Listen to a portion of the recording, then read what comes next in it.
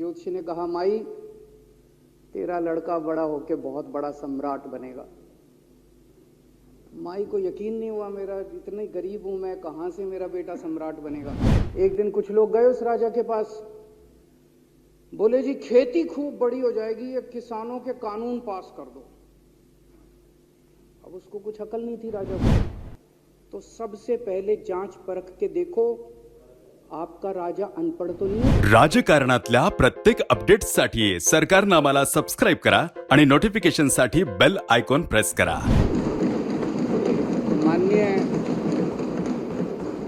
माननीय अध्यक्षा महोदय, आज मैं सदन को एक कहानी सुनाना चाहता हूं। कहानी का शीर्षक है चौथी पास राजा।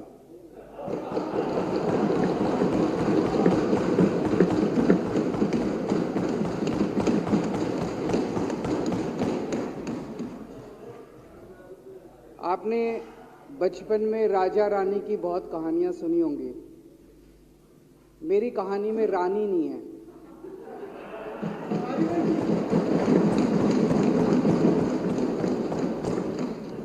बस राजा है। ये कैसे राजा की कहानी है अध्यक्ष महोदया, जो अनपढ़ था, चौथी पास था, बेहद अहंकारी था, बहुत अहंकार था, बहुत ज्यादा, और पैसे की इतनी हवस थी, इतना भ्रष्टाचारी था, इतना भ्रष्टाचारी राजा था। ये एक महान देश की कहानी है। एक बहुत महान देश था, कई हजार साल पुराना देश।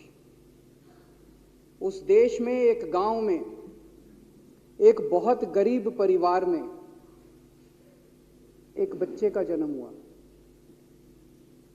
जब बच्चे का जन्म हुआ तो ज्योतिषी ने कहा,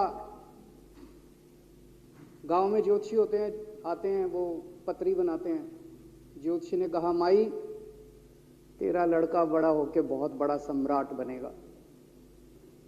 माई को यकीन नहीं हुआ, मेरा इतने गरीब हूं मैं, कहां से मेरा बेटा सम्राट बनेगा। तो उसने कहा, नहीं, तेरे बेटे के ग्रह बताते हैं तेरा बेटा बहुत बड़ा सम्राट बनेगा। बेटा धीरे धीरे बड़ा होने लगा। स्कूल, गांव का ही स्कूल था, स्कूल जाता था, उसका पढ़ने वढ़ने में मन नहीं लगता था। तो चौथी के बाद उसने किसी तरह से चौथी करी, चौथी के बाद उसने स्कूल छोड़ दिया। गांव के पास एक रेलवे स्टेशन था।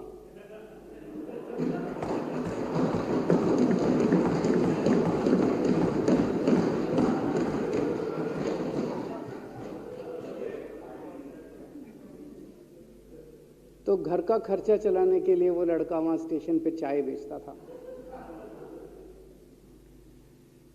लड़के को भाषण देने का बड़ा शौक था। सारे गांव के लड़कों को इकट्ठा कर लेता, आसपास के गांव के भी इकट्ठा कर लेता, सामने वो खाट डाल लेता, उस पर चढ़ जाता और भाषण देता।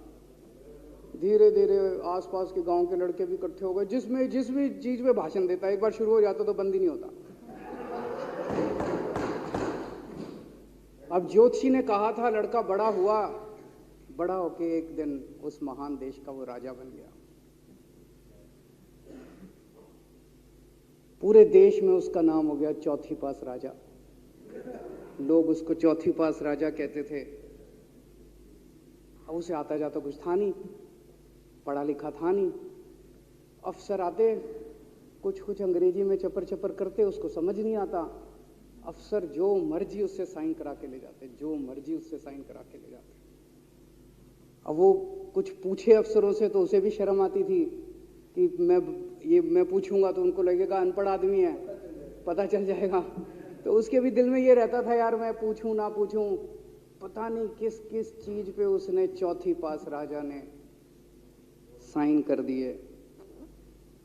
फिर धीरे धीरे राजा को ये बुरा लगने लगा, यार ये मेरे को चौथी पास कहते हैं। तो उसने एक फर्जी डिग्री बनवा ली। कहीं से फर्जी डिग्री बना के ले आया एमए की। बोला मैं एमए हूं। तो लोगों को लगा यार ये तो ठीक नहीं है, ये तो फर्जी डिग्री हम बना के ले आया हमारा राजा। तो लोगों ने आरटीआई डाली। जो आरटीआई डालता उस पर 25,000 रुपये जुर्माना।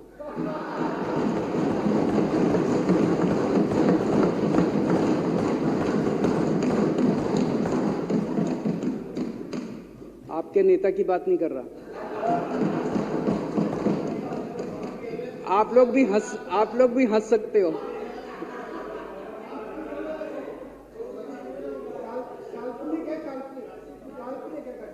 तो जो आरटीआई डाले उसको 25,000 रुपए का जुर्माना, जो आरटीआई डाले उसको 25,000 रुपए का जुर्माना। एक दिन कुछ लोग गए चौथी पास राजा के पास, बोले जी एक बड़ा धांसू आइडिया लेके आए हैं। बोले बताओ। बोले जी नोटबंदी कर दो, भ्रष्टाचार खत्म हो जाएगा देश से। तो उसने कुछ पूछा, उसे कुछ समझ नहीं आया राजा को क्या कह रहे हैं क्या नहीं, पर उसे लगा यार कुछ धांसू आइडिया होगा।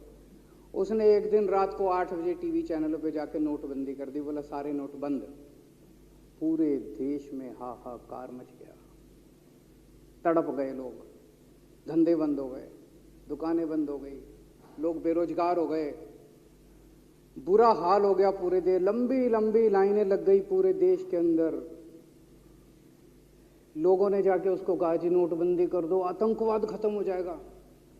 ना आतंकवाद खत्म हुआ, ना भ्रष्टाचार खत्म हुआ, देश बर्बाद हो गया। वो महान देश जिसका वो राजा बना था, वो देश 10 साल 15 साल 20 साल पीछे चला गया उस नोटबंदी से, उस चौथी पास राजा की वजह से। एक दिन कुछ लोग गए उस राजा के पास, बोले जी खेती खूब बड़ी हो जाएगी, ये किसानों के कानून पास कर दो। अब उसको कुछ अकल नहीं थी राजा को, अनपढ़ राजा था। उसने साइन कर दिए, 3 काले कानून पास हो गए किसानों के। पूरे देश के किसान सड़कों पे, जगह जगह मोर्चे, 750 किसानों की मौत हो गई 1 साल के अंदर। अंत में राजा को वो कानून वापस लेने पड़े। धीरे धीरे देश की समस्याएं बढ़ती गई, क्योंकि राजा ऐरे गहरे। इससे पहले एक और राजा आया था, मोहम्मद बिन तुगलक।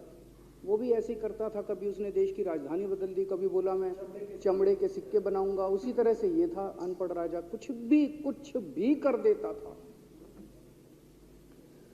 अब राजा को एक दिन लगा यार मैं तो राजा बन गया, पता नहीं कितने दिन रहूंगा। तो उसकी गरीबी में जो जीवन उसने जिया था, उसे लगा यार पैसे तो कमाने चाहिए। पैसे कैसे कमाऊं? पैसे कमाऊंगा तो जनता में छवि खराब होगी।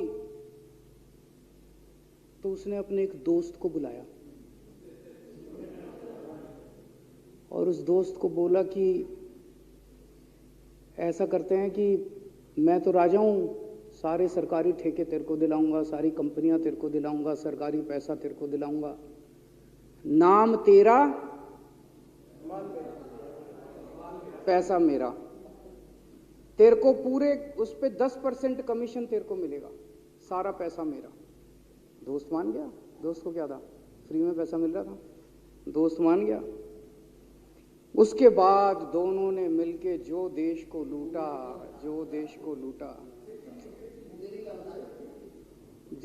लूटा। सबसे पहले वो दोस्त आया, बोला सर सबसे पहले बैंकों को लूटते हैं। तो वो बोला वो कैसे यार, बैंकों को लूटेंगे तो ये तो ठीक नहीं है। बोला नहीं ऐसे करते हैं, आप किसी बैंक के चेयरमैन को बुलाओ, उसको बोलो कि वो मेरे को लोन देगा। तो बोला लोन देगा तो वापस करना पड़ेगा। बोला वापस कौन करेगा, वापस थोड़ी करना है, आप राजा हो, वापस नहीं करना, लोन दिला दो बस। तो राजा ने एक बैंक के चेयरमैन को बुलाया, बोला इसको लोन दे। तो वो चेयरमैन की सिट्टी पिट्टी गुम हो गई, यार मैं तो मर जाऊंगा, फंस जाऊंगा, वो भाग गया। तो फिर उन्होंने ढूंढ ढांड के एक ऐसा चेयरमैन चुना जो कि सरासर भ्रष्टाचारी, जिसके ऊपर 10 फाइलें खुली हुई, जिसके ऊपर 10 केस चल रहे, उसको बुलाया। बोला देख तेरे को चेयरमैन बना रहे हैं, अब तू 10,000 करोड़ रुपए दे दे इसको, नहीं तो तेरे को जेल भेजेंगे। जेल जाना है कि पैसे दे रहा है? उसने कहा माई बाप मैं जो कहोगे जहाँ कहोगे साइन कर दूंगा। उसने 10,000 करोड़ रुपए का लोन उसके दोस्त को दे दिया। ऐसे करते करते लाख 2 लाख करोड़ रुपए इन्होंने बैंकों से लूट लिए। राजा ने, चौथी पास राजा ने और उसके दोस्त ने मिलकर 2-2.5 लाख करोड़ रुपए बैंकों से लूट लिए। अब बैंकों से पैसा लूटने के बाद उन्होंने देश को खरीदना चालू किया। सबसे पहले उन्होंने देश के एयरपोर्ट खरीदे, पहले 6 एयरपोर्ट खरीदे, फिर उन्होंने बिजली कंपनियां खरीदी, फिर उन्होंने बिजली के दाम बढ़ा दिए पूरे देश के अंदर, फिर उन्होंने सी पोर्ट खरीदने चालू कर दिए, फिर उन्होंने कोयले खदानें ले ली, फिर इन्होंने पुलिस को भेज भेज के जो लोगों की कंपनियां थी, प्राइवेट लोगों की कंपनियां, या बंदूक रख रख के उनकी कंपनियां छीन ली राजा ने और उसके दोस्त ने। हाहाकार मच गया पूरे देश के अंदर। इतनी महंगाई हो गई, इतनी महंगाई हो गई पूरे देश में। पहले गैस 400 रुपए सिलेंडर होती थी, चौथी पास राजा के आने के बाद 1100 रुपए सिलेंडर हो गई। पहले पेट्रोल 71 रुपए होता था, 97 रुपए हो गया। पहले डीजल 57 रुपए होता था, 90 रुपए लीटर हो गया। जब पेट्रोल के दाम बढ़ गए, डीजल के दाम बढ़ गए, तो सारी चीजों के दाम बढ़ गए देश के अंदर। हाहाकार मच गया। सब चीजों पे इसने और इसके दोस्त ने कब्जा। दूध पहले 46 रुपए होता था, 66 रुपए लीटर हो गया। बच्चों को माएँ दूध पिलाने लायक नहीं बची, घरों के अंदर छोटे छोटे बच्चों के दूध छीन लिए इसने राजा ने। सरसों का तेल 90 रुपए लीटर होता था, 214 रुपए हो गया। बताओ, धीरे धीरे पूरे देश में हाहाकार मच गया। लोग अब राजा के खिलाफ आवाज उठाने लगे, लोग उसके खिलाफ बोलने लगे। तो राजा ने कह दिया, जो मेरे खिलाफ बोलेगा पकड़ के जेल में डाल दो। एक के बाद एक राजा ने लोगों को पकड़ पकड़ के जेल में डालना शुरू कर दिया। किसी ने राजा का कार्टून बना लिया, उसको भी जेल में डाल दिया। किसी ने राजा का नाम गलत ले दिया, उसको भी जेल में डाल दिया। किसी टीवी चैनल वाले ने राजा के खिलाफ लिख दिया, उसको भी पकड़ के जेल में डाल दिया। किसी जज ने राजा के खिलाफ कोई ऑर्डर कर दिया, उसको भी पकड़ के जेल में डाल दिया। ना जजों को छोड़ा, ना पत्रकारों को छोड़ा, ना मीडिया को छोड़ा, ना व्यापारियों को छोड़ा, ना उद्योगपतियों को, किसी को नहीं छोड़ा। राजा ने पकड़ पकड़ के उसने चौथी पास राजा ने सबको जेल में डालना चालू कर दिया। एक महान देश कहां से कहां पहुंच गया। उसी देश के अंदर एक छोटा सा राज्य था, उस राज्य का एक मुख्यमंत्री था।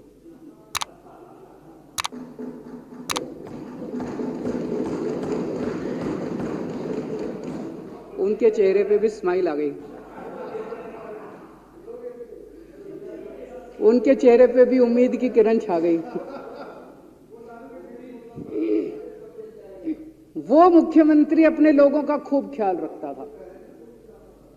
वो मुख्यमंत्री कट्टर ईमानदार था। वो मुख्यमंत्री कट्टर देशभक्त था। वो मुख्यमंत्री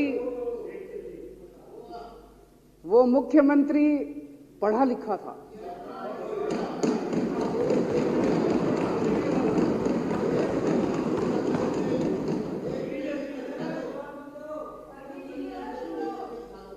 उस मुख्यमंत्री ने अपने लोगों को महंगाई से छुटकारा दिलाने के लिए बिजली मुफ्त कर दी।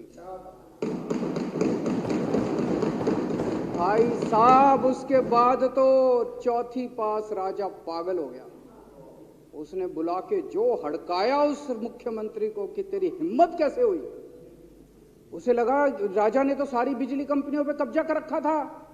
उसे लगा अगर ये बिजली मुफ्त करने लग गया तो बाकी देश में तो मेरा बेड़ा गर्क, मेरी बिजली कंपनियां लुट जाएंगी, ऐसे कैसे चलेगा।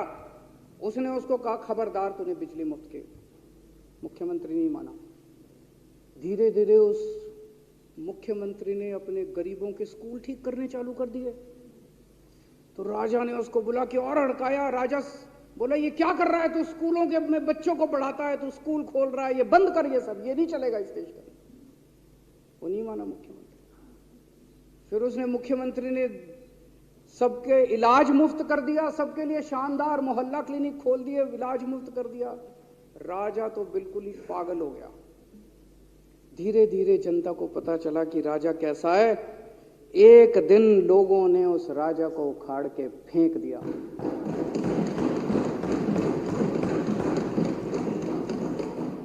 और लोगों ने एक किसी ईमानदार और देशभक्त आदमी को वहां बिठा दिया और उनकी सरकार आ गई। और उसके बाद देश से महंगाई खत्म हुई और देश रात दूनी चौगुनी तरक्की करने लगा। तो जैसे हम बचपन में सुना करते थे, moral of the story, Hindi में क्या कहते, मॉरल ऑफ द स्टोरी का मतलब भाई इस कहानी में क्या प्रेरणा मिलती है? इस कहानी से, इस कहानी से ये प्रेरणा मिलती है कि अगर आपके देश में महंगाई है, आपके देश में समस्याएं हैं, आपके देश में सब कुछ गड़बड़ चल रहा है, तो सबसे पहले जांच परख के देखो आपका राजा अनपढ़ तो नहीं है। अगर आपके देश में सब गड़बड़ चल रहा है, बेरोजगारी है, बहुत सारी समस्याएं हैं, जरा देखो राजा, आपके राजा को कोई दोस्त तो नहीं है। अगर है तो सबसे पहले अपने राजा को उखाड़ के फेंको, नहीं तो आपकी समस्याओं का कोई समाधान नहीं होगा। आपकी समस्याओं का कोई समाधान नहीं होगा। वो पढ़ा करते थे, अंधेर नगरी चौपट राजा, सवा शेर बाजी सवा शेर खाजा। बहुत बहुत शुक्रिया। राजकारणातील प्रत्येक अचूक बातमीचे सर्वात आधी अपडेट्स मिळवण्यासाठी सरकारनामाच्या सर्व सोशल मीडिया प्लॅटफॉर्मला लाईक, फॉलो आणि सबस्क्राईब करा। तसंच सर्व नोटिफिकेशनसाठी बेल आयकॉन प्रेस करायला विसरू नका।